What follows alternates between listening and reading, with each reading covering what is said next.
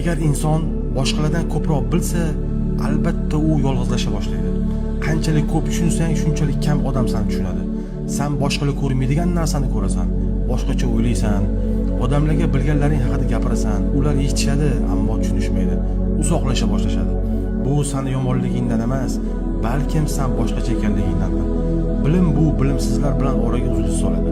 Sen tizimlar haqida gapirasan, ular esa g'iybat, chaqimchilik haqida. Sen sabablarni ko'rasan, ular esa faqat oqibatlarini. Sen kelajak haqida o'ylaysan, ular esa bugungi kun bilan yashashadi. Suhbatlar bo'shashadi, aloqalar yuzaki bo'ladi, munosabatlar taranglashadi. Ammo buning uchun hech kim aybdor emas. Sizlar darajalar turlicha bo'lgan odamlarsizlar. Bu bilimning bahosidir. Qanchalik balandga ko'tarilsang, atrofingdagi insonlar shunchalik kamayadi. Sen pastda, ko'lmak atrofida olomon bilan qolishing mumkin. Bu yerda seni qulay va shovqinli hayot kutadi. Yoki yuqoriga ko'tarilib, sovuq va tinch joyga borishing mumkin.